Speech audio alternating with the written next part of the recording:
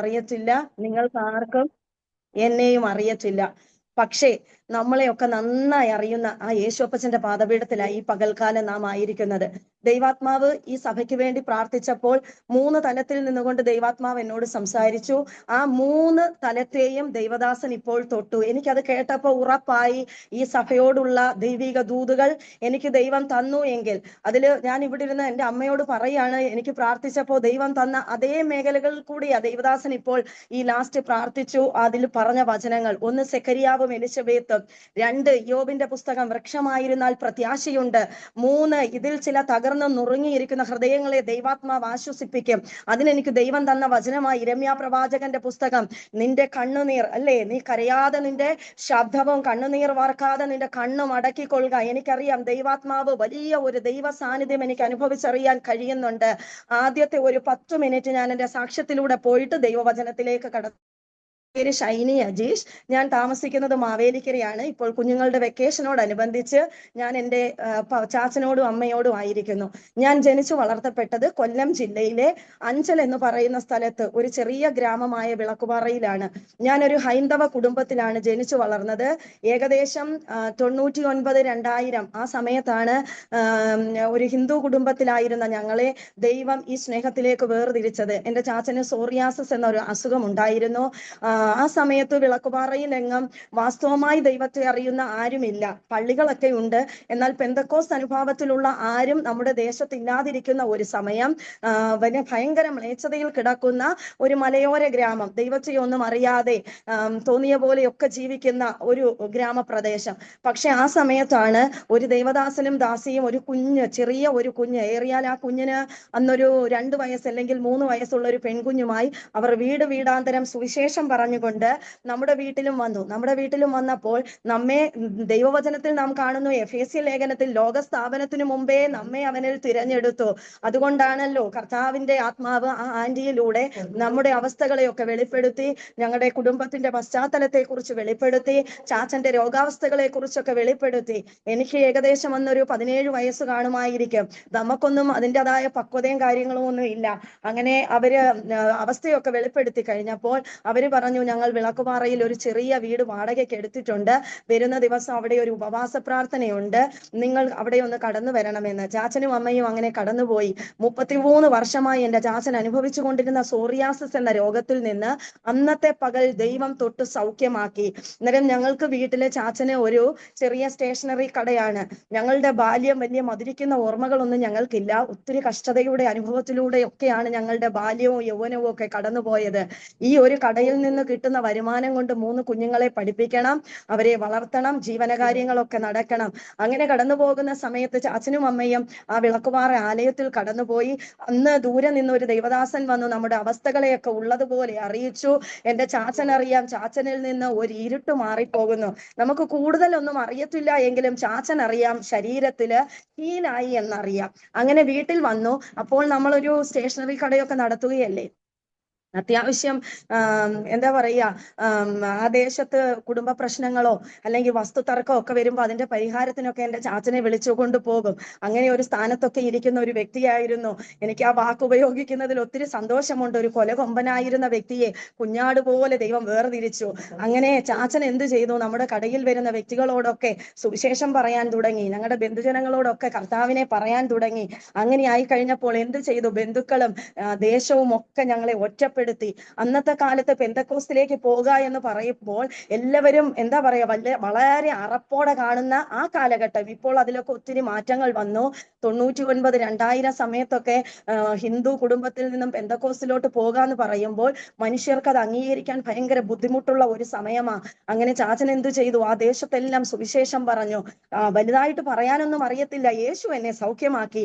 ഞാൻ 33 വർഷമായി അനുഭവിച്ചു കൊണ്ടിരുന്ന സോറിയാസിന്റെ രോഗത്തിൽ നിന്ന് യേശു എന്നെ സൗഖ്യമാക്കി എന്ന് പറഞ്ഞ് അയൽ വീടുകളിലെല്ലാം പോയി.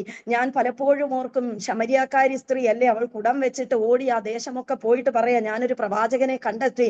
അതുപോലെ എൻ്റെ ചാച്ചനും അമ്മയും ആ വീടുകളിലൊക്കെ പോയി പറഞ്ഞു. അങ്ങനെ ഇവർക്ക് സൗഖ്യം കിട്ടിയപ്പോൾ ഇവർ സഭയിലെ ദേവദാസനോട് പറഞ്ഞു, സാം പാസ്റ്റർ എന്ന പാസ്റ്റർ പേര് ശോഭ ആന്റിയും, അവരിപ്പോ പുനലൂരാണ് ശുശ്രൂഷ. കഴിഞ്ഞ 2 ദിവസം മുമ്പേ ഇവിടെ വന്നു. ഞങ്ങളുടെ മെന്ററാണ്, ഞങ്ങളെ ആത്മീയത്തിൽ കരം പിടിച്ചു കൊണ്ടുവന്ന് നമുക്ക് ഒരിക്കലും മറക്കാൻ കഴിയില്ല. കഴിഞ്ഞ ദിവസം ദിവസം ഇവിടെ വീട്ടിൽ വന്ന് ഒത്തിരി നേരം അവരുമായി സമയം ചിലവിടുവാനൊക്കെ സ്വർഗത്തിലെ ദൈവം ഞങ്ങളെ സഹായിച്ചു. അങ്ങനെ ചാച്ചൻ പറഞ്ഞു എല്ലാ തിങ്കളാഴ്ചയും ഞങ്ങളുടെ വീട്ടിൽ പ്രാർത്ഥന വെക്കണം എന്ന്.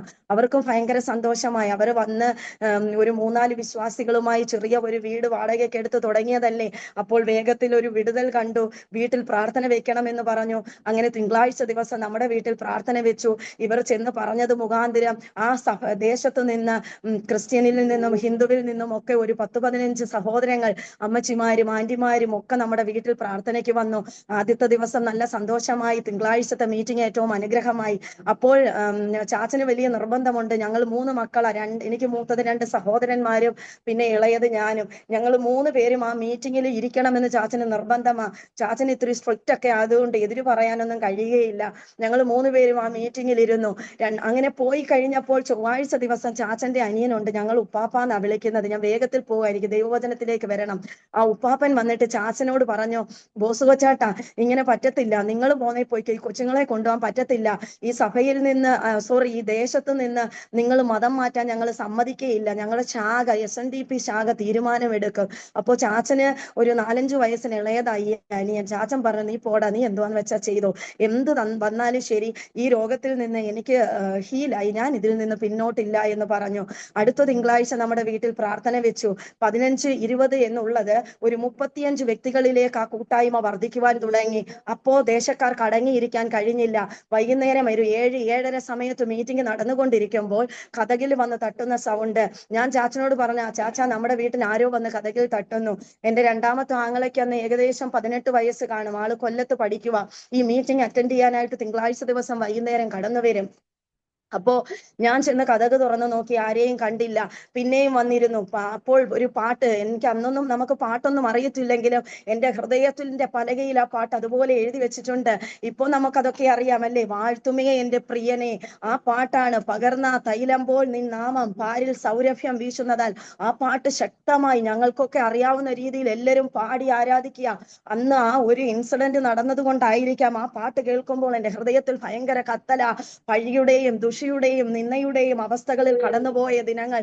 ആ പാട്ട് ഇങ്ങനെ പാടിക്കൊണ്ടിരിക്കുമ്പോൾ, ശക്തമായ പാട്ട് പാടിക്കൊണ്ടിരിക്കുമ്പോൾ വീടിന്റെ സ്റ്റെയറിലൂടെ ആരോ മുകളിലേക്ക്, ചെറിയ ഒരു വീടാണ്, വെളിയിലൂടെയാണ് സ്റ്റെയറിൽ കൂടി ആരോ മുകളിലേക്ക് കടന്നു കയറിപ്പോകുന്ന സൗണ്ട്. ഞാൻ ചാച്ചനോട് പറഞ്ഞു, ചാച്ച, എന്റെ പപ്പയോട് പറയാ, ചാച്ച ആരോ നമ്മുടെ വീടിന്റെ മുകളിലേക്ക് കയറിപ്പോകുന്നു. അപ്പൊ ചാച്ച എന്നോട്, നിനക്ക് തോന്നിയതാ, മിണ്ടാതിരിക്ക് എന്നെ അവിടെ ഇങ്ങനെ, കൊച്ചാണല്ലോ ഞാൻ. അങ്ങനെ ഞാൻ അവിടെ ഇരുന്നു. പക്ഷെ ഈ പറഞ്ഞു തീരുമ്പോൾ നമ്മുടെ വീട്ടിലെ കറണ്ട് പോയി. പിന്നെയും പെട്ടെന്ന് കറണ്ട് വന്നു. പിന്നെയും ഈ സൗണ്ട് കേൾക്കുന്നു. അപ്പോൾ ഞാൻ ചാച്ചനോട് പിന്നെയും പറഞ്ഞു, ചാച്ച ആരോ നമ്മുടെ വീട്ടിന്റെ മുകളിലേക്ക് കയറി പോകുന്നുണ്ട് ചാച്ച എന്നന്നേരം ഈ പാട്ട് ശക്തമായിട്ട് പാടി ആരാധിച്ചു കൊണ്ടിരിക്കുക. അങ്ങനെ കറണ്ട് പോയി. പിന്നെ പെട്ടെന്ന് കറണ്ട് ഇങ്ങ് വന്നു. കറണ്ട് വന്നു കഴിഞ്ഞ് നമ്മുടെ വീട്ടിലെ മീറ്റിംഗ് ഒക്കെ കഴിഞ്ഞു. എന്റെ അമ്മയ്ക്ക് ഭയങ്കര സന്തോഷം. വിടുതൽ അനുഭവിച്ചതല്ലേ അമ്മ, എല്ലാവർക്കും ഫുഡൊക്കെ വെച്ച് എല്ലാവരെയും ഫുഡൊക്കെ കൊടുത്ത് ഭയങ്കര സന്തോഷത്തോടെ മീറ്റിംഗ് അവസാനിച്ചു. ഏകദേശം 9 മണി കഴിഞ്ഞപ്പോൾ വന്ന അമ്മച്ചിമാരെയും ആന്റിമാരെയും ഒക്കെ ആങ്ങളമാര് കൊണ്ടുവിടാൻ പോയി. അടുത്തടുത്ത വീടുകളാണ്, ഒരു 5-10 വീടിനപ്പുറമൊക്കെ ഉള്ളവരാ. നല്ല നിലാവുള്ള രാത്രിയാ. മൂത്ത ആങ്ങളെ കൊണ്ടുപോകുമ്പോൾ അവിടെ ഒരു കലുങ്കുണ്ട്. ആ കലങ്കിൽ ഒരു 3 സഹോദരങ്ങൾ അവിടെ ഇരിക്കുന്നു, ഇവരുടെ പ്രായത്തിലുള്ളത്, പരിചയക്കാരാ. എന്താ ഇവിടെ ഇരിക്കുന്നതെന്ന് ചോദിച്ചപ്പോൾ, ഇല്ല വെറുതെ ഇരിക്കുകയാണെന്ന് പറഞ്ഞു. ഇപ്പുറത്തൂടെ ഒരു റോഡുണ്ട്, main road, Mavila road, Punalur Mavila road. ആ റോഡിലൂടെ പാസ്റ്ററും ആന്റിയും കുഞ്ഞും പിന്നെ ഒരു അമ്മച്ചിയും കൂടെ ഇങ്ങനെ പോയി. ഒരു 2-3 മിനിറ്റ് കഴിഞ്ഞപ്പോൾ ഭയങ്കര ഉച്ചത്തിൽ ഹല്ലേലൂയ എന്ന് വിളി കേൾക്കുന്നു. അപ്പോ എന്റെ മൂത്ത ആങ്ങളെ പറഞ്ഞു, ചാച്ചാ ഇത് നമ്മുടെ ശോഭ ചേച്ചിയുടെ സൗണ്ട് ആണല്ലോ. ഞാൻ പോയപ്പോൾ അവിടെ RSSകാർ ഇരിപ്പുണ്ടായിരുന്നു. അയ്യോ, പിന്നെയും വിളി കേട്ടപ്പോ പറഞ്ഞു, നമ്മുടെ ശോഭ ചേച്ചി ഞാൻ പാസ്റ്ററെ അടിക്കാൻ തോന്നുന്നു ചാച്ചാ.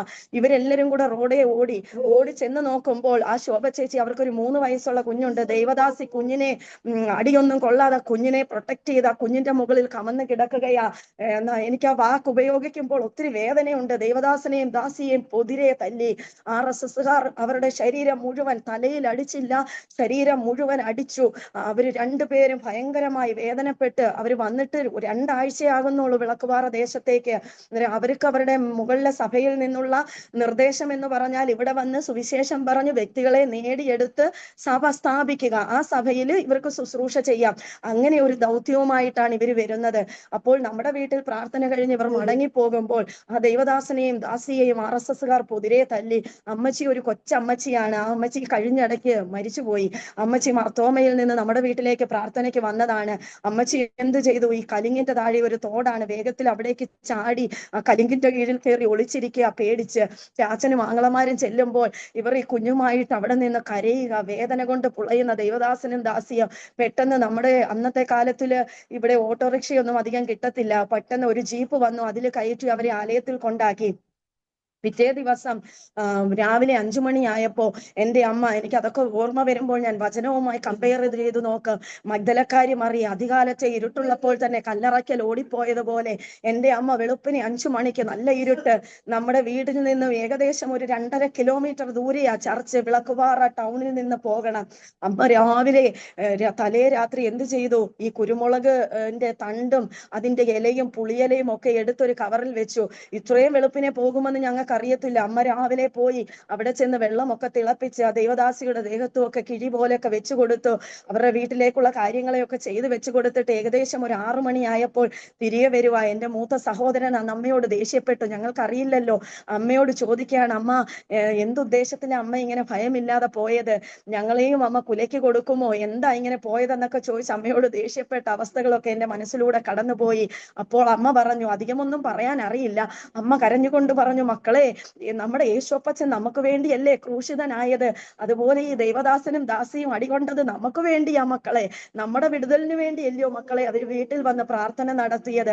പക്ഷേ ദൈവമക്കളെ, ഇന്ന് പകൽക്കാലം എന്നെ കേൾക്കുന്ന ദൈവജനമേ, അത് നമുക്ക് ഓർക്കുമ്പോൾ വേദനയുണ്ടെങ്കിലും ദൈവത്തിന് അതിലൊരു ഉദ്ദേശമുണ്ടായിരുന്നു.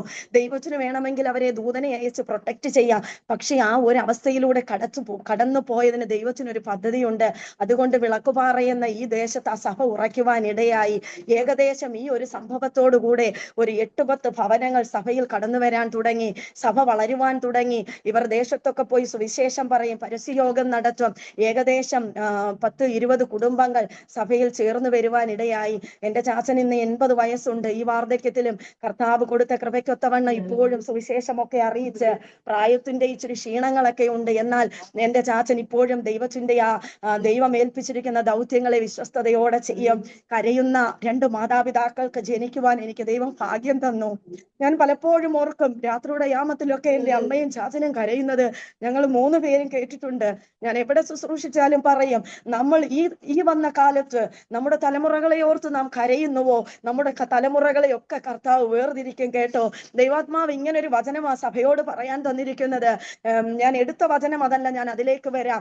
നിന്റെ വായിൽ ഞാൻ തന്നിരിക്കുന്ന എൻ്റെ വചനങ്ങളും ഞാൻ നിന്റെ മേൽ പകർന്നിരിക്കുന്ന എൻ്റെ ആത്മാവും നിന്റെ സന്തതിയിൽ നിന്നും സന്തതിയുടെ വായിൽ നിന്നും ഒരു നാളും ഒഴിഞ്ഞു പോകയില്ല.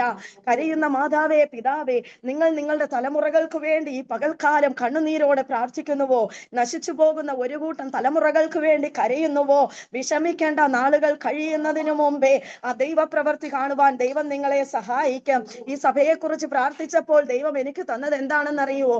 ആത്മീകമായി നല്ല വിശാലതയുണ്ട്. എന്നാൽ ഇതിൽ അറ്റൻഡ് ചെയ്യുന്ന ചില വ്യക്തികളൊക്കെ ഹൃദയത്തിൽ ഭയങ്കര ഭാരവുമായി കടന്നു വന്നവരുണ്ട്. എനിക്ക് ദൈവം തന്ന ഒരു വചനം ഇങ്ങനെയാ, തകർന്നു നുറുങ്ങിയിരിക്കുന്ന ഹൃദയത്തെ ദൈവം നിരസിക്കത്തില്ല കേട്ടോ. നാം ദൈവസന്നിധിയിൽ എപ്പോഴും ആയിരിക്കുമ്പോൾ നുറുക്കമുള്ള ഒരു ഹൃദയത്തോടെയാണോ നാം ആയിരിക്കുന്നത്, ആ തകർന്നിരിക്കുന്ന ഹൃദയത്തെ ദൈവം നിരസിക്കുകയില്ല. വേഗത്തിൽ എൻ്റെ സാക്ഷ്യത്തിലേക്ക് വന്ന ദൈവവചനത്തിലേക്ക് ഞാൻ മടങ്ങി വരാം. അങ്ങനെ എൻ്റെ അമ്മയ്ക്ക് 3-4 ആംഗ്ലമാരൊക്കെ ഉണ്ട്. അവരുടെ ഒരു പൊന്നോമന പെങ്ങളായിരുന്നു എൻ്റെ അമ്മ. പക്ഷെ ഞങ്ങൾ ഹിന്ദു വിശ്വാസത്തിൽ നിന്ന് പെന്തക്കോസിൽ വന്നപ്പോൾ ആംഗ്ലമാരൊക്കെ വെറുത്തു. അവരുടെ വീട്ടിൽ നടക്കുന്ന വിവാഹങ്ങൾക്കോ ഒരു ചടങ്ങുകൾക്കോ ഞങ്ങളെ വിളിക്കുകയില്ല. ദേശം ഞങ്ങളെ ഒറ്റപ്പെടുത്തി. പക്ഷേ അപ്പോഴും എൻ്റെ യേശുപ്പൻ എന്ത് ചെയ്തു? ഞങ്ങളെ ആ മാറോട് ചേർത്ത് വെച്ചു. ഞങ്ങൾ 3 പേരും മക്കളും ഒരുമിച്ച്, ഞങ്ങൾ 5 പേര്, ചാച്ചൻ, അമ്മ, ഞങ്ങൾ 3 മക്കൾ കർത്താവിനെ സേവിക്കുവാൻ തുടങ്ങി. അങ്ങനെ ഇരുന്ന് കഴിയുമ്പോൾ ആംഗ്ലമാരൊക്കെ ചോദിച്ച ഒരു ചോദ്യമുണ്ട്, നിന്റെ മക്കൾക്ക് എങ്ങനെ ഒരു നല്ല ജീവിതം ഉണ്ടാകും, നിന്റെ മോളെ ഇനി ആര് കെട്ടും? അങ്ങനെയൊക്കെ പറഞ്ഞിരിക്കുമ്പോൾ 2009 ശ്രേഷ്ഠകരമായ രീതിയിൽ എനിക്ക് എൻ്റെ വിവാഹം നടക്കുവാനിടയായി. ദേശം അത്ഭുതപ്പെടുമാർ ഒരു വിവാഹം. അന്ന് ഞങ്ങളെ ഏറ്റവും എതിർത്ത വ്യക്തികളൊക്കെ ചാച്ചന്റെ കൂട്ടുകാരൊക്കെ തന്നെയാണ്. അവർ മർത്തോമ പള്ളിയിലൊക്കെ പോകുന്ന വ്യക്തികളാ. ആ അച്ചായനൊക്കെ വിവാഹം കഴിഞ്ഞിട്ട് പറഞ്ഞു, ബോസേ, ഇത്രയും നല്ല ഒരു വിവാഹം ഞങ്ങൾ ഇതുവരെ കൂടിയിട്ടില്ല. അന്നേരം ദൈവവചനം പറയുന്നു, എന്നെ മാനിക്കുന്നവനെ ഞാൻ മാനിക്കും. നമ്മുടെ അപ്പൻ നമ്മളിൽ ഒരു നല്ല പ്രവൃത്തിയെ ആരംഭിച്ചിട്ടുണ്ടെങ്കിൽ അവൻ എന്തു ചെയ്യും? അത് പൂർത്തീകരിപ്പാൻ ശക്തനായവനാ. ആ കരങ്ങളിലേക്ക് നമ്മെ ഏൽപ്പിച്ചു കൊടുക്കണം. എന്നാൽ ദൈവാത്മാവ് പറയുന്ന ക്രിസ്തീയ ജീവിതമാണോ? കഷ്ടതയുണ്ട്, പക്ഷെ കർത്താവ് കഷ്ടങ്ങളിൽ ഏറ്റവും അടുത്ത തുണയാ. കഷ്ടതയുടെ നടുവിൽ നാം പിറുപിറുക്കുന്നവരായിട്ടല്ല, നാം എന്തു ചെയ്യണം? അപ്പന്റെ ആ പാദപീഠത്തിലേക്ക് അങ്ങ് പറ്റിയിരിക്കണം. അതുകൊണ്ട് 91 സങ്കീർത്തനം പറയുന്നത്, അവൻ എന്നോട് പറ്റിയിരിക്കാൽ ഞാൻ അവനെ വിടുവിക്കും, അവൻ എന്റെ നാമത്തെ അറിയാൽ ഞാൻ അവനെ ഉയർത്തും. പറ്റിയിരിക്കുന്ന ഒരുവനോട് കർത്താവ് എന്ത് ചെയ്യും? അങ്ങ് കൃപ ചെയ്യും, അല്ലെ? അങ്ങനെ 2009 വിവാഹം കഴിഞ്ഞു. ഏകദേശം ഒരു 2.5 വർഷം ഞങ്ങൾക്ക് കുഞ്ഞുങ്ങളില്ല. 3 ഹോസ്പിറ്റലുകളിൽ പോയി. 3 ഡോക്ടേഴ്സും ഒരുപോലെ, ഓരോ പ്രാവശ്യമേ പോയുള്ളൂ. 3 ഡോക്ടേഴ്സും ഞങ്ങളോട് പറഞ്ഞു, നിങ്ങൾക്ക് നോർമലി ഒരു തലമുറയുണ്ടാകാൻ സാധ്യതയില്ല, നിങ്ങൾ IVF ചെയ്യണം. അപ്പോ ഹിന്ദു വിശ്വാസത്തിൽ നിന്ന് വന്നതുകൊണ്ട്, വചനം ഒത്തിരി ആഴത്തിൽ നാം വിശ്വസിക്കുന്നത് കൊണ്ട് എനിക്ക് ട്രീറ്റ്മെന്റിൽ ഒട്ടും താല്പര്യമില്ല. ഞാൻ ട്രീറ്റ്മെന്റിനൊന്നും എതിരല്ല, പക്ഷെ ചികിത്സയിലൂടെ ഒരു തലമുറയെ കിട്ടിയാൽ ദൈവത്തിന്റെ നാമം മഹത്വപ്പെടുകയില്ല. എന്നാലും ഞാൻ കർത്താവിനോട് പറഞ്ഞു, അപ്പ കല്ലുകൾ, എനിക്കന്ന് വചനമൊന്നും അധികം അറിയത്തില്ല, കല്ലുകളിൽ നിന്ന് തലമുറയെ ഉളവാക്കാൻ കഴിയുമല്ലോ. ഞാനൊരു ടെസ്റ്റ് ട്യൂബ് ബേബിക്ക് വേണ്ടി എന്റെ ശരീരത്തെ വിട്ടുകൊടുത്തു കഴിഞ്ഞാൽ ദൈവത്തിന്റെ നാമം അതിൽ മഹത്വം എടുക്കുകയില്ലല്ലോ. ഞാൻ എഴുതി വെച്ചു, എന്റെ ഡയറിയിൽ ഞാൻ എഴുതി വെച്ചു പ്രാർത്ഥിക്കുമെല്ലാം. മാവേലിക്കര ബെൻസ് പാസ്റ്ററുടെ ചർച്ചിലാ കേട്ടോ ഞാൻ കൂടി വരുന്നത്. അനുഗ്രഹിക്കപ്പെട്ട ഒരു ദൈവദാസന്റെ സഭയോട് ചേർന്ന് നിൽക്കുവാൻ. അതാണ് നമ്മളെ കൊണ്ടിടുന്ന മണ്ണ്, അത് നാം തിരിച്ചറിയണം. നിങ്ങളൊക്കെ ഭയങ്കര അനുഗ്രഹിക്കപ്പെട്ടവരാ. ഇത്രയും നല്ല ഒരു ചർച്ച്, എപ്പോഴും ഉപവാസവും പ്രാർത്ഥനയും, എപ്പോഴും മീറ്റിങ്ങും, ഇത്രയും പ്രാർത്ഥിക്കുന്ന ദൈവദാസനും ദാസിയും ഒക്കെ ഉള്ള ദൈവമക്കളെ, നിങ്ങളൊക്കെ ഏറ്റവും ഭാഗ്യം ചെയ്തവരാ. നമുക്ക് കിട്ടുന്ന സമയം എന്ത് ചെയ്യണം? നാം ത്തിൽ ഉപയോഗിക്കണം. കർത്താവ് ആഗ്രഹിക്കുന്ന പ്രകാരം നാം ഓരോരുത്തരുമായി അവന്റെ കരങ്ങളിലേക്ക് നമ്മെ ഏൽപ്പിച്ചു കൊടുത്താൽ കർത്താവ് എന്ത് ചെയ്യും? നമ്മെ പണിയും. അങ്ങനെ 2009 വിവാഹം കഴിഞ്ഞു. 2012, 11, 12 ഞങ്ങൾ ഒരു 2 വർഷം ആകുമ്പോഴാണ് ഹോസ്പിറ്റലിൽ പോകുന്നത്. അതുവരെയൊക്കെ വിചാരിച്ചു നോർമലി പ്രഗ്നൻസി ആകുമെന്ന്. പിന്നെ പ്രതീക്ഷകളൊന്നും ഇല്ല എന്ന് കണ്ടപ്പോൾ മാതാപിതാക്കളുടെയൊക്കെ നിർബന്ധത്തിന് വഴങ്ങി ഞങ്ങൾ ഹോസ്പിറ്റലിൽ പോയി. Adoor life line, Pandalam Josco hospital, Edappon, പിന്നെ കൊല്ലത്ത് സമത് ഹോസ്പിറ്റൽ, 3 ഹോസ്പിറ്റലുകളിൽ പോയി. എനിക്കാണെങ്കിൽ ഈ മണിക്കൂറുകൾ കാത്തിരിക്കുന്നതൊന്നും എനിക്ക് വലിയ ഇഷ്ടമില്ല. ഞാൻ ഹോസ്പിറ്റലിൽ വർക്ക് ചെയ്ത ഒരു വ്യക്തിയാണ്, ദീർഘനാൾ ഒരു 5 വർഷം ഹോസ്പിറ്റലിൽ വർക്ക് ചെയ്ത വ്യക്തിയാണ്. പക്ഷെ എനിക്കൊരു ട്രീറ്റ്മെന്റിനായി അവിടെ പോയിരിക്കാൻ ഒട്ടും താല്പര്യമില്ല. എന്ന് പറഞ്ഞാൽ ഞാൻ വിശ്വസിച്ച ഒരു ദൈവമുണ്ട്. ഒരു നാളിൽ ഞങ്ങൾ വിഗ്രഹങ്ങളെ ആരാധിച്ചിരുന്നവർ സത്യദൈവത്തെ അറിഞ്ഞപ്പോൾ എന്റെ അപ്പൻ അത് കഴിയും. അന്നേരം പിന്നെ എനിക്കതിൽ ട്രീറ്റ്മെന്റ് ചെയ്ത് എന്റെ ശരീരത്തെ പ്രിപ്പയർ ചെയ്തിട്ട് ഒരു തലമുറ, അത് ഞാൻ ഒട്ടും ആഗ്രഹിക്കുന്നില്ല. എന്നാൽ മാതാപിതാക്കളുടെ ഒക്കെ നിർബന്ധത്തിന് ഞങ്ങൾ 2 പേരും കൂടെ ഹോസ്പിറ്റലിൽ പോയി. അവിടെ ചെന്നപ്പോൾ ഡോക്ടർ പറയുന്നത്, ഒരു സിമന്റ് തറയിൽ ഒരു ചെടി നട്ടു വെച്ചാൽ അതിന് വെള്ളം ഒഴിച്ചാൽ എങ്ങനെയാണോ അതുപോലെയാണ് നിങ്ങളുടെ യൂട്രസ്. ഒരു കുഞ്ഞിനെ അക്സെപ്റ്റ് ചെയ്യുവാൻ പറ്റിയ ഒരു അറ്റ്മോസ്ഫിയർ അല്ല അതിനകത്ത്. അതും കേട്ട് അവർ 1 മാസത്തേക്ക് മരുന്ന് തന്നു. വന്ന് 1 ദിവസം കഴിച്ചു. ശരീരമാകെ കീഴ്മേൽ മറിയുന്നത് പോലെ ഭയങ്കര ബുദ്ധിമുട്ട് അനുഭവിച്ചു. ഞാൻ മരുന്നുകളെല്ലാം എടുത്ത് എന്റെ മേശയുടെ ട്രേയിലേക്ക് കയറ്റി വെച്ചു. പിറ്റേ ദിവസം രാവിലെ എന്റെ അച്ഛനും അമ്മയും ചോദിക്കും, എനിക്ക് അവിടെ അമ്മ മാത്രമേ ഉള്ളൂ, അപ്പനില്ല. അവർ 2 ആൺമക്കളാണ്. മൂത്തതാണ് എന്നെ കല്യാണം കഴിച്ചിരിക്കുന്നത്. എന്റെ അനിയത്തിയാണ് റിയാദിൽ വർക്ക് ചെയ്യുന്നത്, ഷൈബിയാണ് മിനിയാന്റിയോട് പറഞ്ഞിട്ട് എനിക്ക് ഇങ്ങനെ ഒരു അവസരം ഇതിലേക്ക് തന്നത്. ദൈവം അനുഗ്രഹിക്കട്ടെ. അങ്ങനെ പിന്നെ അച്ഛൻ ചോദിക്കും, മെഡിസിൻ കഴിച്ചോ? ഞാൻ കഴിച്ചെന്ന് പറയും. വെറുതെയാ, ഒറ്റ ദിവസം മെഡിസിൻ കഴിച്ചിട്ട് അതെല്ലാം മേശയുടെ ട്രേയിലേക്ക് ഒളിപ്പിച്ചു വെച്ചിട്ട് ഡയറിയിൽ ഞാൻ എഴുതി വെച്ചു, കർത്താവേ, ഒന്നല്ലപ്പ, എനിക്ക് 2 തലമുറകളെ തരണം, ഒരാണിനെയും ഒരു പെണ്ണിനെയും തരണം. എനിക്കറിയാം തന്റെ ഭക്തന്മാരുടെ ആഗ്രഹങ്ങളെ സാധിപ്പിക്കുന്ന ദൈവമാ നമ്മുടെ ദൈവം. ഞാൻ ഇങ്ങനെ പറഞ്ഞു, അപ്പ നീ എനിക്ക് തലമുറയെ തന്നാൽ 2 തലമുറയും ദൈവരാജ്യത്തിന് വേണ്ടി പ്രയോജനപ്പെടുവാൻ ഞാൻ നിനക്ക് തരും അപ്പ. നീ എന്റെ നിന്നെ ഉരുട്ടി മാറ്റിയേ പറ്റുള്ളൂ കർത്താവേ. ഞാൻ എന്റെ ബെഡ്റൂമിൽ നിലമ്പാടിങ്ങനെ കിടന്ന്, അന്ന് എനിക്ക് ഏറ്റവും അറിയാവുന്ന ഒരു വചനം, സ്വർഗം എന്റെ സിംഹാസനവും ഭൂമി എന്റെ പാദപീഠവുമാ. എന്നിട്ട് ഞാൻ ഇമാജിൻ ചെയ്ത് കാണുകയാണ്, ഞാൻ കമിഴ്ന്ന് കിടക്കുമ്പോൾ യേശുപ്പന്റെ കാലുകൾ അവിടെയുണ്ട്. ഞാൻ ഇങ്ങനെ പിടിച്ചുകൊണ്ട് കരയും മണിക്കൂറുകൾ. എന്റെ ഞാൻ മച്ചി എന്നുള്ള വിളി എന്റെ ചെവിയിൽ കേട്ടിട്ടുണ്ട്. ദൈവമക്കളെ, ഒത്തിരി നിന്നയുടെ അവസ്ഥയിലൊക്കെ കടന്നുപോയി. അങ്ങനെ ഞാൻ കരയും, യേശുപ്പനോട് പ്രാർത്ഥിക്കും. എന്റെ ഡയറിയിൽ ഞാൻ എഴുതി വെച്ചു. അങ്ങനെ 2012 ജനുവരി മാസം സഭയിൽ കടന്നുപോയപ്പോൾ ദൈവദാസൻ ഒരു വാക്യം ഇങ്ങനെ എടുക്കുകയാ. ഉൽപ്പത്തി പുസ്തകം 18:14. ഞാൻ ആ വചനം വായിക്കുന്ന റെഫറൻസ് ദൈവദാസൻ പറഞ്ഞപ്പോൾ കുറിവാക്യം ഞാൻ വായിച്ചു. യഹോവയാൽ കഴിയാത്ത കാര്യമുണ്ടോ? സാറായ്ക്ക് ചിരി വരുത്തിയതുപോലെ അടുത്തയാണ്ട് ഈ സമയമാകുമ്പോൾ ഒരു തലമുറയെ തരുമെന്ന് ദൈവത്തിന്റെ ആത്മാവ് എന്നോട്, ദൈവദാസനോട് ആലോചന അറിയിച്ചു. ചർച്ചിന് വെളിയിൽ ഇറങ്ങിക്കഴിഞ്ഞപ്പോൾ അച്ഛൻ എന്നോട് പറഞ്ഞു, നമുക്ക് മോന് ജോഷുവ എന്ന് പേരിടാം. ഞങ്ങൾക്കത് ഭയങ്കര സന്തോഷമായി. ഞങ്ങൾ വീട്ടിൽ വന്ന് ഞാൻ എഴുതി വെച്ചു, അപ്പ ജോഷുവ യോശുവയെ തന്നതിനായി സ്തോത്രം. ദൈവമക്കളെ, നമുക്ക് നന്മ കരങ്ങളിൽ കിട്ടിയിട്ടല്ല നാം ദൈവത്തെ സ്തുതിക്കേണ്ടത്. ഒരു ജനം, ഇസ്രായേൽ ജനം എരിഹോവ് നിമിത്തം അവരെ അടച്ചു ഉറപ്പാക്കിയിരിക്കുമ്പോൾ അവർ എന്തു ചെയ്തു? മതിൽ വീണിട്ടല്ല സ്തുതിച്ചത്. അല്ലേ? ദൈവദാസന്റെ നിർദ്ദേശപ്രകാരം മൗനമായിരിക്കേണ്ട മേഖലകളിൽ മൗനമായിരുന്നു. ഉച്ചത്തിൽ ആർപ്പിടുവാൻ പറഞ്ഞപ്പോൾ ഉച്ചത്തിൽ ആർപ്പിട്ടപ്പോൾ പട്ടണം അതിൽ വീണതുപോലെ നിങ്ങളുടെ മുമ്പിലുള്ള പ്രതിസന്ധികളെ നോക്കി ഈ പകൽക്കാലം സ്തുതിച്ചു തുടങ്ങിക്കോ. എനിക്ക് ദൈവാത്മാവ് ഇങ്ങനെയാ തരുന്നത്. സെരുബ്ബാബേലിന്റെ മുമ്പിലുള്ള മഹാപർവ്വതമേ, നീ സമഭൂമിയായി തീരും. സൈന്യത്താലല്ല, ശക്തിയാലല്ല, യഹോവയുടെ ആത്മാവിനാൽ അത്രേ. നമ്മുടെ മുമ്പിൽ നിൽക്കുന്ന പർവ്വത സമമായ വിഷയങ്ങളുടെ മേൽ നാം കരഞ്ഞുകൊണ്ടിരിപ്പാനല്ല. കർത്താവ് നമുക്ക് അധികാരം തന്നിട്ടുണ്ട്. ആ അധികാരത്തിൽ നിന്നുകൊണ്ട് നാം ചിലതിനോട് കൽപ്പിക്കുന്നുവെങ്കിൽ എന്തു ചെയ്യും? വാസ്തവമായ പ്രതിസന്ധികൾ മാറിപ്പോകും. അങ്ങനെ അനുഗ്രഹിക്കപ്പെട്ട തലമുറയെ ദൈവം തന്നു. മോന് ഞങ്ങൾ ജോഷുവ എന്ന് പേരിട്ടു. പ്രഗ്നൻസിയിലൊക്കെ ഒത്തിരി ബുദ്ധിമുട്ടുകൾ ഉണ്ടായിരുന്നു. അമ്പിളിക്കൽ കോഡ് കുഞ്ഞിന്റെ കഴുത്തിലും കാലിലും ചുറ്റി അവനെ ഞങ്ങളുടെ കരങ്ങളിൽ കിട്ടുമ്പോൾ കുഞ്ഞിന്റെ കഴുത്തൊക്കെ ഇങ്ങനെ കരുനീലിച്ച് കാലുമൊക്കെ കരുനീലിച്ചിരിക്കുക. അന്നും ഡോക്ടർ പറഞ്ഞു കുഞ്ഞിന് വളർച്ചയില്ല, അബോർട്ട് ചെയ്ത് കളയണമെന്ന്. ഞങ്ങൾ പ്രാർത്ഥിച്ചു, കർത്താവെ 200 വെയിറ്റ് ഉള്ള ഒരു കുഞ്ഞിനെ തരണമേ. കർത്താവ് ഞങ്ങൾക്ക് ചോദിച്ചതിലും നനച്ചതിലും അത്യന്തം പരമായി 300 വെയിറ്റ് ഉള്ള അനുഗ്രഹിക്കപ്പെട്ട ഒരു മോനെ തന്നു. ഇന്ന് മോന് 13 വയസ്സായി. അതുപോലെ മോൾക്ക് വേണ്ടിയും ഞാൻ അതിനോടൊപ്പം എഴുതി വെച്ചിരുന്നു. മോന് 2 വയസ്സായി കഴിഞ്ഞപ്പോൾ ഒരു ട്രീറ്റ്മെന്റും ചെയ്തില്ല. ദൈവമക്കളെ, നമ്മുടെ ദൈവം ആരാ? ഒരു വാക്കിനാൽ സകലത്തെയും ഉളവാക്കിയ ദൈവം. ഇല്ലാത്തതിനെ ഉള്ളതുപോലെ വിളിച്ചു വരുത്തുവാൻ കഴിവുള്ള ഒരു ദൈവത്തെയാ നിങ്ങളും ഞാനും സേവിക്കുന്നത്. പിശാച് പറയുന്നത് കേട്ട് നമ്മുടെ മനം പതറിപ്പോകുവാനല്ല. മനുഷ്യർ നമ്മളെ ക്ഷീണിപ്പിക്കുന്ന വാക്കുകൾ പറയും. എന്നാൽ നമ്മുടെ സർവശക്തൻ അവന്റെ ശ്വാസത്തിൽ എഴുതിയ വചനം നാം വായിച്ചു നോക്കിയേ. ഈ കഷ്ടതയുടെ നടുവിലാണ് ഞാൻ ദൈവവചനം പൂർണ്ണമായി വായിക്കുന്നത്. ദാഹത്തോടെ വായിക്കും. അപ്പോൾ ദൈവാത്മാവ് വചനത്തിലൂടെ എന്നോട് സംസാരിക്കും. ഒരു 2 വർഷക്കാലം ഭയങ്കര ഒരു അവസ്ഥയിലൂടെ ഞാൻ കടന്നുപോയി. ആ സമയം പിറുപിറുത്ത് പിന്മാറിപ്പോയില്ല. എനിക്കറിയാം അഗ്നിയുടെ നടുവിൽ എന്നെ എടുത്തിട്ടാൽ ആ അഗ്നിയുടെ നടുവിൽ ഇറങ്ങി വരുന്ന ഒരു കർത്താവ് നമ്മുടെ കർത്താവ്. അല്ലേ? ആ എബ്രായ ബാലന്മാർ തീയുടെ നടുവിൽ കടന്നു പോകേണ്ടി വന്നു. രാജാവ് നോക്കുമ്പോൾ പറയുക, 3 പേരെയല്ലേ നാം അവിടെ ഇട്ടത്. ഇപ്പോ നോക്കി അവരോടൊപ്പം 4 പേര് അവരുണ്ടല്ലോ. ഒരുവന്റെ മുഖമോ ദൈവദൂതനോട് ഒത്തിരിക്കുന്നു. അത് ദൈവദൂതനല്ല, കർത്താവ് അവർക്ക് വേണ്ടി ഇറങ്ങി വന്നു. അല്ലേ? നമ്മുടെ പ്രതിസന്ധികളുടെ നടുവില്, നമ്മുടെ കഷ്ടതയുടെ നടുവില് നമ്മെ കഷ്ടത്തിൽ കൊണ്ടിട്ടിട്ട് നമ്മുടെ അപ്പൻ മാറി നിൽക്കുകയില്ല കേട്ടോ. ഇന്ന് പകൽക്കാലം എന്നെ കേൾക്കുന്ന സഹോദരങ്ങളെ, നമ്മുടെ കഷ്ടങ്ങളിൽ അവൻ ഏറ്റവും അടുത്ത തുണയാ. ഞാൻ എടുത്ത വചനത്തിലേക്ക് ഞാൻ വേഗത്തിൽ വരാം. ദൈവാത്മാവ് ഈ സഭയോട് പറയാൻ പറയുന്നു. 1 കൊരിന്ത്യർ 10-ാം അധ്യായത്തിൽ ഇങ്ങനെ പറയുന്നു, ദൈവം വിശ്വസ്തനാ. മനുഷ്യർക്ക് നടപ്പല്ലാത്ത പരീക്ഷ നമുക്ക് നേരിട്ടിട്ടില്ല. അവൻ വിശ്വസ്തനായ ദൈവമാ. നമുക്ക് സഹിപ്പാൻ കഴിയേണ്ടതിന്, നാം പരീക്ഷ നേരിടുമ്പോൾ അതിനെ സഹിപ്പാൻ കഴിയേണ്ടതിന് പരീക്ഷയോടുകൂടെ ഒരു പോക്കുവഴിയും ദൈവം നമുക്ക് വേണ്ടി കൽപ്പിച്ചിട്ടുണ്ട്. ആ കഷ്ടതയുടെ നടുവിലാണ് ഞാൻ ഒത്തിരി കർത്താവിനോട് അടുത്തത്. ഒത്തിരി ദൈവവചനം വായിക്കുവാനും ഒരുപാട് നേരം പ്രാർത്ഥിക്കുവാനും. എൻ്റെ തകർച്ചയുടെ അനുഭവത്തിൽ ഞാൻ എഴുന്നേറ്റ് നിന്ന് എൻ്റെ ബെഡ്റൂമിലെ നിലയലമാരിയിൽ നോക്കി കരഞ്ഞുകൊണ്ടിരിക്കുകയായിരിക്കും. പക്ഷെ പെട്ടെന്ന് ആത്മാവ് എന്നെ ശക്തിപ്പെടുത്തും. ആ നിലയലമാരിയിലെ കണ്ണാടിയിലേക്ക് നോക്കിയിട്ട് എൻ്റെ കൈ ഇങ്ങനെ മൈക്ക് പിടിക്കുന്നത് പോലെ പിടിച്ചിട്ട് ഞാൻ പറയാം, ഷൈനി, നീ കരയാനുള്ളവളല്ല.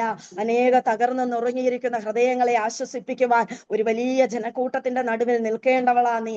അങ്ങനെ ഞാൻ പലപ്പോഴും പറയാൻ തുടങ്ങി. അപ്പോൾ എൻ്റെ വിഷയങ്ങൾ എനിക്കൊന്നുമില്ലാതായി. ദൈവവചനം എന്നെ ആശ്വസിപ്പിക്കാൻ തുടങ്ങി. കർത്താവ് എനിക്ക് ദർശനങ്ങളെ തരാൻ തുടങ്ങി. വലിയ ക്രൗഡിന്റെ മുമ്പിൽ നിന്ന് ദൈവവചനം ശുശ്രൂഷിക്കുന്നതായിട്ട്. അങ്ങനെ ദൈവം എന്നെ എന്ത് ചെയ്തു? അതൊക്കെ തന്ന് ഉറപ്പിച്ചു. അങ്ങനെ ഇന്നുവരെയും കർത്താവ് ഞങ്ങളെ ശ്രേഷ്ഠതയോടെ നടത്തുന്നു.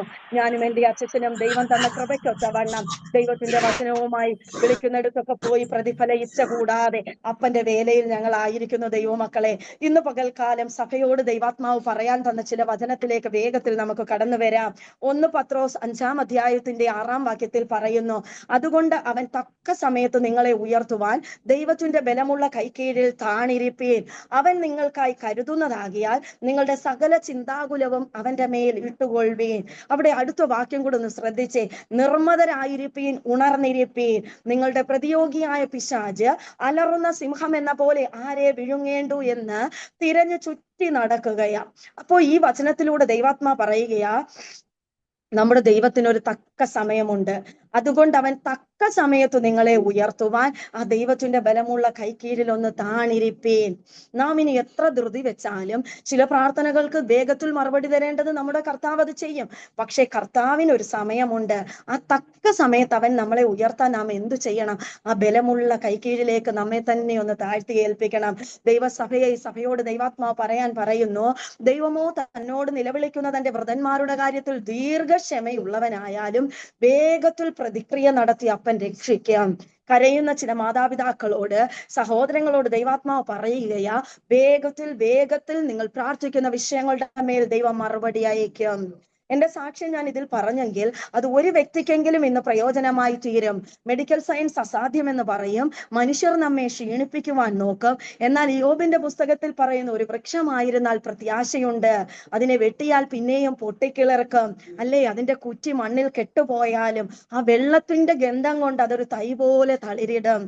മനുഷ്യരൊക്കെ നമ്മളെ നിന്ദിക്കാം, അപവാദം പറയാം. നമ്മെ ഒന്നുമില്ലാത്ത ഒരു രീതിയിലേക്ക് പറഞ്ഞ് അപവാദിയായ പിശാച് പല രീതിയിലും നമ്മുടെ ഹൃദയത്തെ ഉടച്ചു കളയുവാനൊക്കെ നോക്കും. പക്ഷേ ദൈവം നമ്മെ കണ്ടിട്ടുണ്ടോ? ആ പരിശുദ്ധാത്മാവാകുന്ന നദിയിലേക്ക് നാം ഒന്ന് ഇറങ്ങുന്നു, ആ കർത്താവിന്റെ ഹിതത്തിനു വേണ്ടി നമ്മെ ഒന്ന് ഏൽപ്പിച്ചു കൊടുക്കുന്നു. ആ നല്ല കുശവന്റെ കരങ്ങളിലേക്ക് നമ്മെ ഒന്ന് ഏൽപ്പിച്ചു കൊടുത്താൽ എന്തു ചെയ്യാം? കുശവൻ നമ്മെ പണിതെടുക്കും, അല്ലേ? യോഹന്നാൻ എഴുതിയ സുവിശേഷം 15-ാം അധ്യായത്തിൽ പറയുന്നു, കായ്ക്കേണ്ടുന്നത് അധികം ഫലം കായ്പാൻ അവൻ ചെത്തി വെടിപ്പാക്കും, അല്ലേ? അപ്പോ ദൈവം ആഗ്രഹിക്കുന്ന നല്ല ഫലങ്ങളെ പുറത്തു വരണമെങ്കിൽ എന്തു ചെയ്യും? ചില ചെത്തലുകളൊക്കെ നാം അനുഭവിക്കേണ്ടി വരും. അത് കായ്ക്കണമെന്ന് കർത്താവിന് പദ്ധതിയുണ്ട്, അത് നല്ല ഫലം കായ്ക്കണമെന്നും കർത്താവിന് ആഗ്രഹമുണ്ട്, അല്ലെ? അതിൽ പറയുന്നു, കൊമ്പിന് മുന്തിരിവള്ളിയിൽ വസിച്ചിട്ടല്ലാതെ സ്വയമായി കായ്പാൻ കഴിയാത്തതുപോലെ എന്നിൽ വസിച്ചിട്ടല്ലാതെ നിങ്ങൾക്കൊന്നിനും കഴിയുകയില്ല. അപ്പോൾ നമുക്ക് കർത്താവിനെ പിരിഞ്ഞ് നമുക്കൊന്നും ചെയ്യാൻ കഴിയുകയില്ല ദൈവമക്കളെ. ആ കർത്താവിന്റെ ഹിതത്തിനു വേണ്ടി നമ്മെ ഒന്ന് ഏൽപ്പിച്ചു കൊടുത്താൽ ആ കൊമ്പിന് മുന്തിരിവള്ളി പറ്റിയിരിക്കുന്നത് പോലെ, അതുകൊണ്ട് സങ്കീർത്തനക്കാരൻ പറയുന്നത്, അവൻ എന്നോട് പറ്റിയിരിക്കാൽ ഞാൻ അവനെ വിടുവിക്കും, അവൻ എന്റെ നാമത്തെ അറിയാൽ ഞാൻ അവനെ ഉയർത്തും. അങ്ങനെ കായ്ക്കേണ്ടുന്നത് എന്തു ചെയ്യും? അധികം ഫലം കായ്പാൻ കർത്താവ് നമ്മെ ചെത്തി വെടിപ്പാക്കും. അതിൽ 15-ാം അധ്യായത്തിന്റെ, യോഹന്നാൻ എഴുതിയ സുവിശേഷം 15-ന്റെ 16-ാം വാക്യത്തിൽ പറയുന്നു, നിങ്ങൾ എന്നെ തിരഞ്ഞെടുത്തു എന്നല്ല, ഞാൻ നിങ്ങളെ തിരഞ്ഞെടുത്തു. കർത്താവ് നമ്മെ ഓരോരുത്തരെയും തിരഞ്ഞെടുത്തതിനൊരു ഉദ്ദേശമുണ്ട്. എന്തിനാ അപ്പൻ തിരഞ്ഞെടുത്തത്? നിങ്ങൾ പോയി ഫലം കായ്ക്കേണ്ടതിനും നിങ്ങളുടെ ഫലം നിലനിൽക്കേണ്ടതിനും ഞാൻ നിങ്ങളെ ആക്കി വെച്ചിരിക്കുന്നു. അപ്പോൾ കർത്താവ് ആഗ്രഹിക്കുന്നത് നാം നല്ല ഫലം പുറപ്പെടുവിക്കണം, ആ ഫലം നിലനിൽക്കണം. ജഡത്തിന്റെ പ്രവൃത്തികൾക്ക് നാം കീഴ്പ്പെടരുത്. ജഡത്തിന്റെ പ്രവർത്തികളെയൊക്കെ എന്തു ചെയ്യണം? നാം ഒരുവൻ ക്രിസ്തുവിലായാൽ അവൻ പുതിയ സൃഷ്ടിയാകുന്നു, പഴയത് കഴിഞ്ഞു പോയി. ആത്മാവിന്റെ ഫലങ്ങളെ നാം പുറപ്പെടുവിക്കണം. ജഡത്തിന് ഫലമില്ല, പ്രവൃത്തിയാണ്. ആ കോപം, ക്രോധം, അസൂയ, പക, പിണക്കം, ജാരശങ്ക, അല്ലേ? അങ്ങനെ ജഡത്തിന്റെ പ്രവർത്തികളെ നാം എന്തു ചെയ്യണം? ക്രിസ്തുവേശുവിൽ പ്രാർത്ഥിച്ച് ഒരുവൻ ക്രിസ്തുവിലായി, അല്ലേ, അവൻ പുതിയ സൃഷ്ടിയായി മാറുമ്പോൾ നാം എന്തു ചെയ്യണം? ജഡത്തിന്റെ പ്രവർത്തികൾക്ക് നാം കീഴ്പ്പെടരുത്. ചെറിയ ഒരു പിണക്കം മതി ദൈവമക്കളെ, അല്ലെങ്കിൽ ചെറിയ ഒരു ഈർഷ മതി, നമ്മുടെ മേലുള്ള വലിയ വിളിയെ തകർത്തു കളയും. ദൈവത്തിന് നമ്മെക്കുറിച്ച് വലിയ പദ്ധതികളുണ്ട്. ദൈവത്തിന്റെ കരങ്ങളിലേക്ക് ഏൽപ്പിച്ചു കൊടുക്കുന്നവനെ ദൈവം എന്തു ചെയ്യും? ശക്തമായി ഉപയോഗിക്കും. അതുകൊണ്ടാണല്ലോ ദിനവൃത്താന്ത പുസ്തകത്തിൽ നാം കാണുന്നത്, തങ്കൽ ഏകാഗ്രചിത്തന്മാരായിരിക്കുന്നവർക്ക് വേണ്ടി തന്നെത്താൻ ബലവാൻ എന്ന് കാണിപ്പാൻ കർത്താവിന്റെ കണ്ണി ഭൂമിയിലൊക്കെ ഒന്ന് ഊടാടി സഞ്ചരിക്കുക. ആരുടെ മേൽ എന്റെ ബലം? അതായത് കർത്താവിന്റെ ആ മഹത്വം ഒന്ന് വെളിപ്പെടുത്തണം. തങ്കൽ ഏകാഗ്രചിത്തന്മാരായിരിക്കുന്നവർക്ക് വേണ്ടി. അപ്പോൾ നാം എന്തു ചെയ്യണം? കർത്താവിൽ ഏകാഗ്രമായി, ഏകാഗ്ര ഹൃദയത്തോടെ നാം ആയിരിക്കണം. ഇവിടെയും നാം വായിച്ചു, നിർമ്മതരായിരിപ്പീൻ, ഉണർന്നിരിപ്പീൻ. നമുക്കൊരു പ്രതിയോഗിയുണ്ട്, അല്ലെ? എഫേസ്യ ലേഖനം 6-10 നാം കാണുന്നു, ഒടുവിൽ കർത്താവിലും അവന്റെ അമിത ബലത്തിലും ശക്തിപ്പെടുവീൻ. നമുക്ക് പോരാട്ടമുണ്ട്, നമുക്ക് പ്രശ്നങ്ങളുണ്ട്, പ്രതിസന്ധികളുണ്ട്, ഇല്ലെന്നല്ല. പക്ഷെ ഈ പ്രതിസന്ധികളിലൊക്കെ നമ്മെ ചേർത്ത് നിർത്തുന്ന ഒരു ദൈവം. അതുകൊണ്ട് എഫേസ്യ ലേഖനത്തിൽ പറയുന്നത്, നമുക്ക് പോരാട്ടമുള്ളത് ജഡരക്തങ്ങളോടല്ല, വാഴ്ചകളോടും അധികാരങ്ങളോടും ഈ ലോകത്തിന്റെ അധിപതികളോടും സ്വർലോകങ്ങളിലെ ദുഷ്ടാത്മ സേനയോടും അത്രേ. തിമത്തിയോസിന്റെ ലേഖനത്തിൽ പറയുന്നു, ക്രിസ്തു യേശുവിനോടുകൂടെ നീയും എന്ത് ചെയ്യണം മകനെ, എന്നോട് കൂടെ കഷ്ടം സഹിക്കാൻ. നമ്മെ കർത്താവ് വേർതിരിച്ചിരിക്കുന്നത് എന്തിനാണ്? നമുക്ക് കഷ്ടമുണ്ട് അല്ലെ? പക്ഷെ കർത്താവ് തന്നെ നമ്മളോട് പറഞ്ഞിട്ടുണ്ട്, ഭയപ്പെടേണ്ട.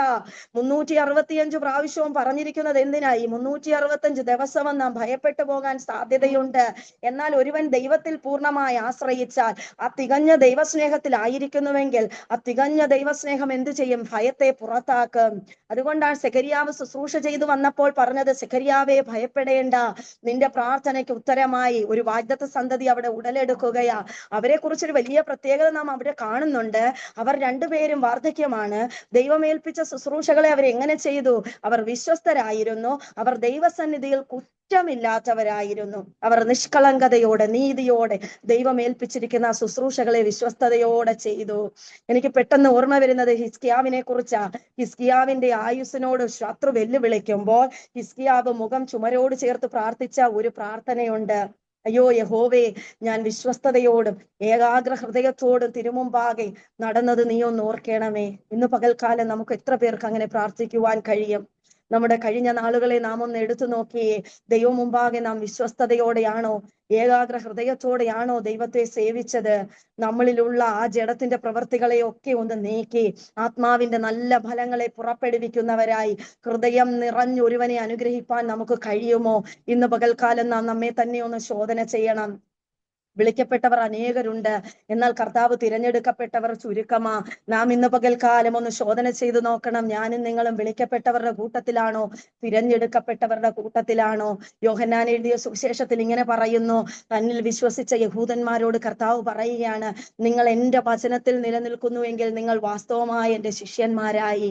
നാം വാസ്തവമായി എന്തു ചെയ്യണം? കർത്താവിന്റെ വചനത്തിൽ നിലനിൽക്കണം. ഈ ലോകം നമുക്ക് അനുകൂലമല്ല, നമ്മുടെ സാഹചര്യങ്ങൾ നമുക്ക് അനുകൂലമല്ല, പലപ്പോഴും നമ്മുടെ വീട്ടിൽ നമ്മളോട് കൂടെയുള്ള വ്യക്തികൾ നമുക്ക് അനുകൂലമല്ല. ഏത് പ്രതികൂല സാഹചര്യങ്ങളിലായിരുന്നാലും ദൈവവചനത്തിന്റെ അടിസ്ഥാനത്തിലായിരിക്കണം ഒരു ദൈവ പൈതലായിരിക്കേണ്ടത്. എബ്രായ ബാലന്മാരല്ലേ പറയുന്നത് നോക്കിയേ. നിങ്ങൾ രാജാവിനോട് പറയുകയാണ്, നിങ്ങൾ 10 ദിവസം ഞങ്ങളെ ഒന്ന് പരീക്ഷിച്ചു നോക്ക്, രാജകീയ ഭോജനം കൊണ്ട് ഞാൻ എന്നെ തന്നെ അശുദ്ധനാക്കയില്ല, ശാഖ പദാർത്ഥവും പച്ചവെള്ളവും ഒന്ന് തന്നു നോക്ക്, ഈ ബിംബത്തെ ഞങ്ങൾ നമസ്കരിക്കയില്ല, ഞങ്ങളെ വിടുവിച്ചാലും കർത്താവിന് ഇതിൽ നിന്ന് ഞങ്ങളെ വിടുവിക്കുവാൻ കഴിയും, ഇല്ല എങ്കിലും ഞങ്ങൾ എന്തു ചെയ്യും? അതിനെ നമസ്കരിക്കുകയില്ല. ഇങ്ങനെ ആ പത്യവചനത്തിൽ നിലനിൽപ്പാൻ എത്ര പേർക്ക് കഴിയും? ദൈവമക്കളെ, ഞാനും നിങ്ങളും ഇന്നായിരിക്കുന്നത് ഒരു വല്ലാത്ത കാലഘട്ടത്തിലാ. അപ്പസ്തോല പ്രവൃത്തി 2-ാം അധ്യായത്തിൽ നാം കാണുന്നു അന്ത്യകാലം. നമ്മൾ അവിടെ ഇവിടെയൊക്കെ യുദ്ധങ്ങളും യുദ്ധശ്രുതികളും ഒക്കെ കേൾക്കുമ്പോൾ തിരുവചനത്തിൽ കാണുന്നു ഇതൊക്കെയും ഈറ്റുനോവിന്റെ ആരംഭം അത്രേ അല്ലേ. നമ്മുടെ കർത്താവ് വരും വേഗത്തിൽ. നമ്മുടെ കർത്താവ് തന്നിൽ വിശുദ്ധിയോടെ ഇരിക്കുന്ന തന്റെ ഭക്തന്മാരെ ചേർക്കുവാൻ വേഗത്തിൽ വരും. അപ്പോ നാം എങ്ങനെയായിരിക്കണം? ആ ബുദ്ധിയുള്ള കന്യകമാരെ പോലെ വിളക്കോടുകൂടെ എണ്ണയും കരുതി കർത്താവിന് വേണ്ടി നാം നോക്കി പാർക്കണം. ഈ അന്ത്യകാലത്ത് കർത്താവിന് ഒരു വലിയ ഉദ്ദേശമുണ്ട്. ദൈവത്തിനു വേണ്ടി നീതിയോടെ നിൽക്കുന്ന ഒരു കൂട്ടം ദാസന്മാരെ ദൈവം എഴുന്നേൽപ്പിക്കും. ദൈവം അവരെ കൃപ കൊണ്ട് നിറയ്ക്കും. കർത്താവിന് വേണ്ടി തീഷ്ണതയോടെ നിൽക്കുന്ന ഒരു കൂട്ടം ജനത്തെ യെശയ്യാവിനോട് ചോദിക്കുന്നില്ലേ, ഞാൻ ആരെ അയക്കേണ്ടു എന്ന് ചോദിക്കുമ്പോൾ യെശയ്യാവ് പറയുന്നത് എന്താ? അടിയനെ അയക്കണമേ. എത്ര പേർക്ക് ഇന്ന് പകൽക്കാലം അങ്ങനെ പറയുവാൻ കഴിയും? നമ്മുടെ ജീവിതത്തിൽ പ്രതിസന്ധികളുണ്ട്, പലപ്പോഴും പ്രാർത്ഥിച്ചിട്ട് മടുത്തു പോകുന്ന അവസ്ഥകൾ നമ്മുടെ ജീവിതത്തിലുണ്ട്. എന്നാൽ കർത്താവ് നമ്മളോട് പറയുന്നത് എന്താണ്? മടുത്തു പോകാതെ എപ്പോഴും പ്രാർത്ഥിക്കണം. നമ്മള് നിലവിളി ദൈവസന്നിധിയിൽ എത്തും. നമ്മുടെ നിലവിളിക്ക് മറികടന്നു പോകുന്ന ഒരു ദൈവത്തെ അല്ല നാം ആരാധിക്കുന്നത്. നമ്മെ കാണാതെ ഇരിക്കുന്ന ഒരു ദൈവത്തെ അല്ല നാം ആരാധിക്കുന്നത്. വിഗ്രഹങ്ങളൊക്കെ ആണെങ്കിൽ കാഴ്ചയില്ല, കേൾവിയില്ല, ഒന്നുമില്ല. എന്നാൽ മരിച്ചു അടക്കപ്പെട്ട് 3-ാം നാൾ ഉയർത്തെഴുന്നേറ്റ് ഇന്നേ നമുക്ക് വേണ്ടി നിൽക്കുന്ന നല്ല ഒരു കർത്താവിനെയാ നാം സേവിക്കുന്നത്. കഴിഞ്ഞ നാളുകളിൽ നമ്മുടെയൊക്കെ എത്ര പ്രാർത്ഥനകൾക്ക് ദൈവം മറുപടി തന്നതാ. ചെറിയ ചെറിയ വിഷയങ്ങളിൽ ഭാരപ്പെടാൻ നിൽക്കല്ലേ. മനുഷ്യർ പലതും പറഞ്ഞു ക്ഷീണിപ്പിക്കുവാൻ നോക്കും, എന്നാൽ നമ്മോട് ദൈവത്തിന്റെ ആത്മാവ് പറഞ്ഞത് നാം വിശ്വസിക്കണം. ഡോക്ടേഴ്സ് പറയുന്നതല്ല നാം കേൾക്കേണ്ടത്, അതല്ല നാം കൂടുതലായി വിശ്വസിക്കേണ്ടത്. പിശാച് പലപ്പോഴും നമ്മെ ക്ഷീണിപ്പിക്കുവാൻ പല വാക്കുകൾ പറയും. അതിനൊന്നും നാം ചെവി കൊടുക്കാതെ ദൈവശബ്ദം നാം കേട്ടിട്ടുണ്ടോ?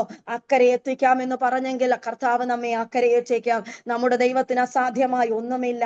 അവൻ ദുർഘടങ്ങളെ നിരപ്പാക്കി താമ്രവാതിലുകളെ തകർത്ത് ഇരുമ്പോടാമ്പലുകളെ കണ്ണിച്ചുകൊണ്ട് ചില ദൈവപ്രവൃത്തികളെ ദൈവം ഈ ദിവസങ്ങളിൽ ചെയ്യും. തലമുറകളില്ലാത്തവരുടെ മേൽ പരിശുദ്ധന്റെ ആ ശക്തി നിഴലിടും. അത്യുന്നതന്റെ ശക്തി മറിയയുടെ മേൽ നിഴലിട്ടപ്പോൾ, അല്ലേ, ആ മറിയയുടെ മേൽ പരിശുദ്ധാത്മാവ് ശക്തിയോടെ വന്നു കഴിഞ്ഞപ്പോൾ ആ വാഗ്ദത്വത്തിലേക്ക് കടന്നു വരികയാ. മറിയ എന്ത് ചെയ്തു? അത്യുന്നതന്റെ ശക്തി നമ്മുടെ മേൽ നിഴലിടണമെങ്കിൽ നാം എന്ത് ചെയ്യണം? ആ അത്യുന്നതന്റെ മറവിൽ ഒന്ന് വസിക്കണം. അത്യുന്നതന്റെ മറവിൽ വസിക്കുകയും സർവശക്തന്റെ നിഴലിൻ കീഴിൽ പാർക്കുകയും ചെയ്യുന്ന ഒരുവനാണ് പറയുന്നത്, അവൻ എന്റെ സങ്കേതവും കോട്ടയും, ഞാൻ ആശ്രയിക്കുന്ന എന്റെ ദൈവവും എന്ന് പറയുന്നു. അപ്പോ എന്ത് ചെയ്യും? അവനെ വേട്ടക്കാരന്റെ കെണിയിൽ നിന്നും, ആ നാശകരമായ മഹാമാരിയിൽ നിന്നും വിടുവിക്കാം. നമ്മുടെ വശത്ത് 1000 പേർ വീണാലും, നമ്മുടെ വശത്ത് 10,000 പേർ വീണാലും അത് നമ്മോട് അടുത്തു വരികയില്ല. നമ്മുടെ സഹോദരങ്ങളൊക്കെ വിദൂരങ്ങളിൽ പാർക്കുന്നു. അവിടെയൊക്കെ നാം യുദ്ധത്തെക്കുറിച്ചും യുദ്ധശ്രുതികളെയൊക്കെയും കുറിച്ച് കേൾക്കുന്നു. എന്നാൽ അവരെയൊക്കെ കർത്താവ് എന്ത് ചെയ്യും? അവർക്ക് ചുറ്റും തീ മതിലായിരിക്കും. നാം പ്രാർത്ഥിച്ചാൽ മാത്രം മതി. തന്റെ മക്കളെയൊക്കെ സൂക്ഷിക്കും കർത്താവ്. ഇപ്പൊ ഇന്ന് പകൽക്കാലം എന്നെ കേൾക്കുന്ന ദൈവജനമേ, ജോലിയുടെ വിഷയമാണോ നിങ്ങളെ അലട്ടുന്നത്? ജോലി ചെയ്തിട്ടും വേണ്ടും പോലെ നന്മ നിങ്ങളുടെ കരങ്ങളിൽ കിട്ടുന്നില്ലയോ? ദൈവസന്നിധിയിൽ ആ വിഷയം വെച്ച് പ്രാർത്ഥിക്കുക. രാജാക്കന്മാരുടെ ഹൃദയം നീർത്തോട് കണക്കെയാ കർത്താവിന്റെ കരങ്ങളിൽ ഇരിക്കുന്നത്. അതിനെ ഇഷ്ടമുള്ളിടത്തേക്ക് അവൻ തിരിക്കുക. ചില നിയമങ്ങളെ ദൈവം മാറ്റി എഴുതും, ചില വാതിലുകളെ ദൈവം തുറക്കാം, ചില പേപ്പറുകളെ സ്വർഗം ചലിപ്പിക്കും. അസാധ്യമെന്ന് പറയുന്ന മേഖലകളിൽ ദൈവപ്രവൃത്തി വെളിപ്പെടും. ഇതിൽ നിന്ന് ചിലരെ ക്രിസ്തുവിന്റെ സാക്ഷികളായി ദൈവം എഴുന്നേൽപ്പിക്കും.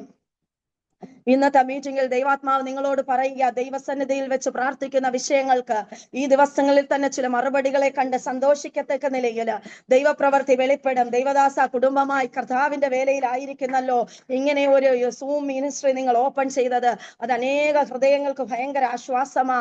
അനേകര് മീറ്റിങ്ങുകൾ കിട്ടാതെ ഇരിക്കുമ്പോൾ ഇങ്ങനെ ഒരു പ്ലാറ്റ്ഫോം നിങ്ങളിലൂടെ ദൈവം ചെയ്ത മിനിസ്ട്രിയെ ദൈവം വർദ്ധിപ്പിക്കാം. ഈ കുടുംബമായി നിങ്ങളെ കർത്താവ് മാനിക്കാം. എനിക്ക് ഒത്തിരി സന്തോഷം ഇതിൽ അറ്റൻഡ് ചെയ്തപ്പോൾ. ഇതിന്റെ സ്റ്റാർട്ടിങ് തൊട്ട് ഞാനുമുണ്ട്. ഭയങ്കര ദൈവ സാന്നിധ്യം എനിക്ക് അനുഭവിച്ചറിയാൻ കഴിയുന്നു. കണ്ണുനീരോടെ പ്രാർത്ഥിക്കുന്നതൊന്നും വൃഥാവല്ല ദൈവദാസനെ. ഭൂമിയുടെ അറ്റത്തോളം ക്രിസ്തുവിന്റെ സാക്ഷിയായി നിങ്ങളുടെ ഈ മിനിസ്ട്രി ഒരു വേൾഡ് വൈഡായി തീരും. ഈ ലോകത്തിന്റെ അറ്റം, ഭൂമിയുടെ അറ്റം അറിയത്തക്ക നിലയിൽ ഇതിൽ നിന്ന് ചിലരെ ദൈവം എഴുന്നേൽപ്പിക്കും. ഈ മിനിസ്ട്രി അനേകർക്ക് ഒരു അനുഗ്രഹമായിരിക്കും. ഇതിൽ അറ്റൻഡ് ചെയ്യുന്ന വ്യക്തികളൊക്കെ കണ്ണുനീരോടെ പ്രാർത്ഥിക്കുന്ന ഒരു അമ്മച്ചിയുടെ ആ സ്വരമൊക്കെ എന്റെ കാതിൽ ഇങ്ങനെ കേട്ടോ. ദൈവം അധികമായി മാനിക്കുമോ?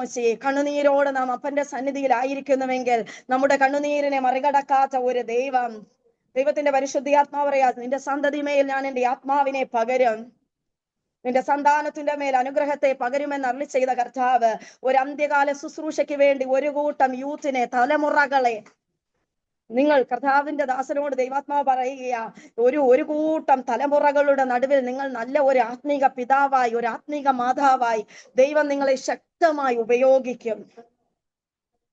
കർത്താവ് അങ്ങനെയല്ലേ നമ്മെ കുറിച്ച് ആഗ്രഹിക്കുന്നത്, അല്ലെ? മത്തായി എഴുതിയ സുവിശേഷത്തിൽ, ഞാൻ ഇതൊന്നും എടുത്തു വെച്ചതല്ല കേട്ടോ, ദൈവാത്മാവ് തരുന്നത് കൊണ്ട് പറയുകയാ. കർത്താവ് പറയുന്നത് എന്താണ്? ഞാൻ നിങ്ങളോട് ഉപദേശിച്ച പ്രകാരം, നിങ്ങളോട് കൽപ്പിച്ചതൊക്കെയും എന്ത് ചെയ്യണം? നിങ്ങൾ പോയി പിതാവിന്റെയും പുത്രന്റെയും പരിശുദ്ധാത്മാവിന്റെയും നാമത്തിൽ സ്നാനം കഴിപ്പിച്ച് സകല ജാതികളെയും എന്ത് ചെയ്യണം? സുവിശേഷം അറിയിച്ചവരെ ശിഷ്യരാക്കിക്കൊള്ളുവിൻ. കർത്താവ് അതാ ആഗ്രഹിക്കുന്നത്. സുവിശേഷത്തിന് വേണ്ടി ചുമൽ കൊടുക്കുന്ന അനേക അഭിഷിക്ത ദാസിദാസന്മാരെ ദൈവം എഴുന്നേൽപ്പിക്കാം. അതിനുവേണ്ടി ഒരു നല്ല ആത്മീക പിതാവായി, ഒരു നല്ല ആത്മീക മാതാവായി കർത്താവ് രണ്ടുപേരെയും ആക്കിയിരിക്കുകയാ. നിങ്ങളുടെ മിനിസ്ട്രിയെ ദൈവം വർദ്ധിപ്പിക്കും. എനിക്കും ഒത്തിരി സന്തോഷമുണ്ട് ഇന്ന് പകൽക്കാലം ഈ മീറ്റിങ്ങിനോട് ജോയിൻ ചെയ്ത് നിങ്ങളോടൊപ്പം ആയിരിക്കാൻ. അപ്പോ കർത്താവ് നമ്മെ കുറിച്ച് ആഗ്രഹിക്കുന്നത് എന്താണ്? നാം ഒരു നല്ല ഭടനായിരിക്കണം. പട ചേർത്തവനെ പ്രസാദിപ്പിക്കേണ്ടതിന് യാതൊരു പടയാളിയും ജീവനകാര്യങ്ങളിൽ ഇടപെടുന്നില്ല. എഫേസ്യ ലേഖനം 6-ാം അധ്യായത്തിന്റെ 10-ാം വാക്യത്തിൽ പറയുന്നു, ഒടുവിൽ കർത്താവിലും അവന്റെ അമിതബലത്തിലും ശക്തിപ്പെടുകയും പിശാചിന്റെ തന്ത്രങ്ങളോട് എതിർത്തു നിൽപ്പാൻ കഴിയേണ്ടതിന് ദൈവത്തിന്റെ സർവായുധ വർഗം ധരിച്ചുകൊള്ളുവീൻ. നമുക്ക് പോരാട്ടമുള്ളത് ജഡരക്തങ്ങളോടല്ല, നമുക്ക് പോരാട്ടമുള്ളത് മരുമോളോടല്ല, നമുക്ക് പോരാട്ടമുള്ളത് ഭർത്താവിനോടല്ല, നമ്മുടെ കുഞ്ഞുങ്ങളോടല്ല. ദൈവവചനത്തിന്റെ അടിസ്ഥാനത്തിൽ ആ സ്പിരിച്വൽ മേഖലയെ നോക്കി നമുക്ക് എവിടെയാ പോരാട്ടമുള്ളത്? ആ പോരാട്ടമുള്ളത് വാഴ്ചകളോട്, അധികാരങ്ങളോട്, അല്ലെ? ഈ ലോകത്തിന്റെ അധിപതികളോട്, സ്വർലോകങ്ങളുടെ ദുഷ്ടാത്മ സേനയോടാ നമുക്ക് പോരാട്ടമുള്ളത്. നാം പോരാടണമെങ്കിൽ നമ്മുടെ കയ്യിൽ ആയുധം വേണം. ആയുധമില്ലെങ്കിൽ നാം വെറുതെ പോരാടിയിട്ട് കാര്യമുണ്ടോ? കർത്താവ് നമ്മെ കുറിച്ച് ആഗ്രഹിക്കുന്നത് എന്താണ്? എഫേസ്യ ലേഖനത്തിൽ നാം കാണുന്നു, അരയ്ക്കു സത്യം, നീതി എന്ന കവചം, സമാധാന സുവിശേഷത്തിനായുള്ള ഒരുക്കം, കാലിന് ചെരുപ്പ്, അല്ലെ? വിശ്വാസം എന്ന പരിച, രക്ഷ എന്ന ശിരസ്ത്രം, നീതി എന്ന കവചം, ദൈവവചനം എന്ന ആത്മാവിന്റെ വാള്, അല്ലേ? ആ വിശ്വാസം എന്ന പരിചയുടെ പ്രത്യേകത എന്താ? ദുഷ്ടന്റെ തീയമ്പുകളെയൊക്കെയും കെടുത്തിക്കളവാൻ തക്കതായ വിശ്വാസം എന്ന പരിച, എല്ലാറ്റിലും ഉപരിയായി പ്രാർത്ഥന. ഈ ദിവസങ്ങളിൽ ദൈവമക്കളെ നാം ദൈവസന്നിധിയിൽ ഇരുന്ന് പ്രാർത്ഥിക്കണം. ഒരുപാട് ദൈവത്തോട് പ്രാർത്ഥിക്കണം. വല്ലാത്ത ഒരു കാലഘട്ടത്തിൽ ഞാനും നിങ്ങളും കടന്നു പോകുമ്പോൾ പ്രാർത്ഥനയില്ലാതെ നമുക്ക് ഒരു പടി പോലും മുന്നോട്ട് പോകുവാൻ കഴിയുകയില്ല. നാം മീറ്റിംഗ് കൂടുന്നു, പാടുന്നു, ആരാധിക്കുന്നു, അതെല്ലാം ശരി തന്നെ. പക്ഷെ പ്രാർത്ഥിക്കുന്ന ഒരുവൻ ഉണ്ടെങ്കിൽ ആ ഒരുവന്റെ മുൻപിൽ ഒരു ശക്തിക്കും നിൽപ്പാൻ കഴിയുകയില്ല. കേട്ടോ? പ്രാർത്ഥിക്കുന്ന ഒരുവന്റെ മുന്നിൽ പ്രതിസന്ധികൾ മാറിപ്പോകും. പ്രാർത്ഥിക്കുന്ന ഒരുവന്റെ മുൻപിലുള്ള കാരാഗൃഹത്തിന്റെ വാതിലുകൾ തനിയെ തുറക്കും. പ്രാർത്ഥിക്കുന്ന ഒരുവന്റെ മേൽ ചങ്ങലകൾ ഉണ്ടെങ്കിൽ ആ ചങ്ങലകൾ അഴിഞ്ഞു വീഴും. നിന്റെ ഭവനത്തിൽ നീ ഒരു വ്യക്തിയായിരിക്കാം പ്രാർത്ഥിക്കുന്നത്. പ്രാർത്ഥിക്കുന്ന ഒരുവന്റെ മുന്നിൽ ഒരു ശക്തിക്കും നിൽപ്പാൻ കഴിയുകയില്ല. പ്രാർത്ഥിക്കുന്ന ഒരുവൻ ദൈവസന്നിധിയിൽ കണ്ണുനീരൊഴുക്കുന്ന ഒരു വ്യക്തിയാണോ നിങ്ങൾ? ഒരു മനുഷ്യന്റെ മുൻപിലും നിങ്ങളുടെ കണ്ണു നിറയാൻ സ്വർഗം അനുവദിക്കുകയില്ല. ദൈവസന്നിധിയിൽ നിങ്ങൾ മുഴങ്കാൽ മടക്കിയിരിക്കുന്നുവോ, ഒരു മനുഷ്യന്റെ മുൻപിലും തലകുനിപ്പാൻ ദൈവം നിങ്ങളെ അനുവദിക്കുകയില്ല. അതിനെന്തു ചെയ്യണം? ഈ ദിവസങ്ങളിൽ പ്രാർത്ഥനയിൽ വർദ്ധിച്ചു വരണം, പ്രാർത്ഥനയിൽ പോരാടണം. നെഹമ്യാവ് പറഞ്ഞിട്ടുണ്ട്, ഭയങ്കരനും വലിയവനുമായ ദൈവത്തെ ഓർത്ത് നിങ്ങളുടെ കുഞ്ഞുകുട്ടികൾക്കും നിങ്ങളുടെ ഭവനത്തിനും വേണ്ടി പ്രാർത്ഥനയിൽ പോരാടണം. അതിൽ പോരാടുവീൻ എന്നാ പറഞ്ഞേക്കുന്നത്. നാം എന്തു ചെയ്യണം? നമ്മുടെ ഭവനത്തിനു വേണ്ടി പോരാടണം. ദൈവത്തോട് നാം എന്തു ചെയ്യണം? ഒരു യാക്കോബിനെ എനിക്ക് പെട്ടെന്ന് ഓർമ്മ വരികയാ. യാക്കോബ് എന്ത് ചെയ്തു? ദൈവവുമായി മല്ലു പിടിച്ചു, അല്ലെ? നീ എന്നെ അനുഗ്രഹിച്ചല്ലാതെ ഞാൻ നിന്നെ വിടുകയില്ല. അതിൽ നോക്കിക്കഴിഞ്ഞാൽ യാക്കോബിന് അനുഗ്രഹങ്ങളൊക്കെ ഉണ്ട്, ഭൗതിക അനുഗ്രഹങ്ങളൊക്കെ ഉണ്ട്. എന്നാൽ യാക്കോബ് ദൈവത്തോട് പറയുകയാണ്, നീ എന്നെ അനുഗ്രഹിച്ചല്ലാതെ ഞാൻ നിന്നെ വിടുകയില്ല. അതുപോലെ നാം എന്ത് ചെയ്യണം? ദൈവമക്കളെ, പ്രാർത്ഥനയിൽ പോരാടണം. പ്രാർത്ഥിക്കുന്ന ഒരുവൻ എന്ത് ചെയ്യും? പ്രതിസന്ധികളെ ജയിക്കും. നമ്മിലുള്ള ശത്രു കൊണ്ടിടുന്ന കളകളെയൊക്കെ നാം നീക്കം ചെയ്യണം. പരിശുദ്ധാത്മാവ് നമുക്ക് ബോധ്യം വരുത്തും. ദൈവത്തിന്റെ ഹിതത്തിന് വിരോധമായി എന്താണ് നമ്മിൽ വ്യാപരിക്കുന്നത്, ആ സങ്കല്പങ്ങൾ, ഉയർച്ചകൾ, ഇതിനെയൊക്കെ ഒന്ന് ഇടിച്ചു കളയണം. മറ്റുള്ളവരോട് തോന്നുന്ന ആ നമ്മുടെ മനസാക്ഷി എങ്ങനെയായിരിക്കുന്നു എന്ന് നാം ശോധന ചെയ്യണം. ഓരോ ദിവസവും വൈകുന്നേരം ഒന്ന് ശോധന ചെയ്യണം. അപ്പാ, ഇന്ന് എന്റെ വാക്കുകൾ കൊണ്ട് ആർക്കെങ്കിലും വേദന വന്നിട്ടുണ്ടോ? എന്റെ പ്രവൃത്തി ആർക്കെങ്കിലും വേദനയായി തീർന്നിട്ടുണ്ടോ? അങ്ങനെ നാം നമ്മെ തന്നെ ഒന്ന് ശോധന ചെയ്ത്, റോമാലേഖനം 12-ാം അധ്യായത്തിൽ പറയുന്നു, ഈ ലോകത്തിന് അനുരൂപരാകാതെ നന്മയും പ്രസാദവും ആ പൂർണ്ണതയുമുള്ള ദൈവഹിതം തിരിച്ചറിഞ്ഞ് നാം മനസ്സ് പുതുക്കി രൂപാന്തരപ്പെടണം. ദിനംതോറും നാം എന്ത് ചെയ്യണം? മാനസാന്തരത്തിന് യോഗ്യമായ ഫലം കായ്ക്കണം. നമ്മുടെ വായിൽ നിന്ന് വരുന്ന വാക്കുകൾ എങ്ങനെയായിരിക്കണം? അത് ഉപ്പിനാൽ രുചി വരുത്തിയതായിരിക്കണം, കൃപയോടുകൂടി ഉള്ളതായിരിക്കണം. ഒരു വ്യക്തി തകർന്നിരിക്കുകയാണോ? നമുക്ക് രണ്ട് രീതിയിൽ അവരോട് സംസാരിക്കാം. ഒരു വ്യക്തി ഒരു രോഗത്തിന് അടിമയാണോ? ഒരു ഉദാഹരണമാണ്, ഒരു മാരക രോഗത്തിന് അവസ്ഥയിലായിരിക്കാം ആ സഹോദരി ആയിരിക്കുന്നത്. നമുക്ക് രണ്ട് രീതിയിൽ അവരോട് സംസാരിക്കുവാൻ കഴിയും. നമുക്ക് പറയാം, നമ്മുടെ യേശുപ്പച്ചന്റെ അടിപ്പിണരാൽ സൗഖ്യമുണ്ട്, അവൻ നമ്മെ സൗഖ്യമാക്കുന്ന ദൈവമാ, എന്റെ അപ്പൻ നിങ്ങളെ സൗഖ്യമാക്കും സഹോദരി എന്ന് പറഞ്ഞ് അവരെ ഒന്ന് ചേർത്ത് നിർത്തി പ്രാർത്ഥിക്കുവാൻ കഴിയും. വേറൊരു തലവുമുണ്ട്, എന്റെ കുഞ്ഞമ്മയ്ക്ക് അല്ലെങ്കിൽ എന്റെ അമ്മാജിക്ക് ഇങ്ങനെ അസുഖം വന്നു, അവർ മരിച്ചുപോയി, അല്ലെ? എരുതിയിൽ എണ്ണയൊഴിക്കുന്ന ഒരനുഭവവും ആശ്വസിപ്പിക്കുന്ന ഒരനുഭവവും നമുക്ക് അവിടെ കാണാൻ കഴിയും. നാം ഏത് കൂട്ടത്തിലുള്ളവരാണ്? നമ്മുടെ വാക്കുകൾ എപ്പോഴും മറ്റുള്ളവരെ ആശ്വസിപ്പിക്കുന്ന, തകർന്നും നുറുങ്ങിയിരിക്കുന്ന ഹൃദയത്തെ ദൈവം നിരസിക്കയില്ല. അപ്പോ കർത്താവ് നമ്മെ കുറിച്ച് എന്താ ആഗ്രഹിക്കുന്നത്? ആ ക്രിസ്തു യേശുവിലെ ഭാവം തന്നെ നമ്മളിൽ ഉണ്ടായിരിക്കണം. അനേകർക്ക് ഒരാശ്വാസമായി തീരുവാൻ, തീയിൽ നിന്നും വെള്ളത്തിൽ നിന്നും അനേകരെ വലിച്ചെടുക്കുവാൻ, കർത്താവിന്റെ ആ നാമം, നാം അറിഞ്ഞ സത്യം, നാം പ്രാപിച്ച ദൈവിക നന്മകൾ, അത് മറ്റുള്ളവർക്കും പ്രയോജനപ്പെടത്തക്ക നിലയിൽ കർത്താവ് നമ്മെ ഓരോരുത്തരെയും അനുഗ്രഹിക്കാം. അപ്പോൾ നമ്മൾ എടുത്ത വാക്യം ഇതാണ്, ആ പട ചേർത്തവനെ നാം എന്ത് ചെയ്യണം? പ്രസാദിപ്പിക്കണം. കർത്താവ് നമ്മെ കുറിച്ച് ആഗ്രഹിക്കുന്നത് സർവായുധ വർഗം ധരിച്ച ഒരു നല്ല പോരാളി, അല്ലെ? പലരിലും ദൈവം കൃപകളെ തന്നിട്ടുണ്ട്, പക്ഷെ അത് വേണ്ടും പോലെ പ്രയോജനപ്പെടുത്താതെ, സഭാപ്രസംഗി 10:10 പറയുന്നു, ഇരുമ്പായുധം അത് മൂർച്ചയില്ലാതിരുന്നിട്ട് അതിന്റെ വായ്ത്തല തേക്കാതിരുന്നാൽ നാം എന്ത് ചെയ്യും? അധികം ബലം പ്രയോഗിക്കേണ്ടി വരും. പക്ഷേ ദൈവം നമ്മിൽ ഏൽപ്പിച്ചിരിക്കുന്ന ആയുധത്തെ നാം എന്ത് ചെയ്യണം? ഉപവാസത്താൽ, പ്രാർത്ഥനയാൽ, ദൈവവചന ധ്യാനത്താൽ, ആരാധനയാൽ എന്ത് ചെയ്യണം? അതിന്റെ മൂർച്ച കൂട്ടിക്കൊണ്ടിരിക്കണം. അങ്ങനെ നാം മൂർച്ച കൂട്ടിക്കൊണ്ടിരുന്നു കഴിഞ്ഞാൽ, നാം ഒരു വാക്ക് കൽപ്പിച്ചാൽ നമ്മളുടെ മുൻപിലുള്ള പ്രതിസന്ധികൾ മാറിപ്പോകും. കർത്താവ് നമുക്ക് അതിന് അധികാരം തന്നിട്ടുണ്ട്. അതുകൊണ്ടല്ലേ മത്തായി എഴുതിയ സുവിശേഷം 17-ാം അധ്യായത്തിൽ നാം കാണുന്നു, നിങ്ങൾ വിശ്വാസത്തോടെ ഈ മലയോട് ചാടി കടലിൽ പോക എന്ന് പറഞ്ഞാൽ അത് സംഭവിക്കും. പാമ്പുകളെയും തേളുകളെയും ശത്രുവിന്റെ സകല ബലത്തെയും ചവിട്ടുവാൻ അപ്പൻ നമുക്ക് അധികാരം തന്നിട്ടുണ്ട്. ആ അധികാരത്തിൽ നിന്നുകൊണ്ട് നാം കൽപ്പിക്കണം. അധികാരമുള്ളത് ആർക്കാ? നാം കാണുന്നത് രാജാവിനല്ലേ? രാജാവിന്റെ കയ്യിൽ അധികാരമുള്ളത്. അപ്പൻ നമ്മളെ എങ്ങനെ ആക്കിയിരിക്കുന്നത്? രാജകീയ പുരോഹിത വർഗമായി, വിശുദ്ധ വംശമായി, സ്വന്തം ജനമായി നമ്മുടെ അപ്പൻ നമ്മെ ഓരോരുത്തരെയും ആക്കിയിരിക്കുകയാ. വെളിപ്പാട് പുസ്തകത്തിൽ പറയുന്നു, കർത്താവ് നമ്മെ ആക്കിയിരിക്കുന്നത് അവന്റെ രാജ്യവും പുരോഹിതന്മാരുമാണ്.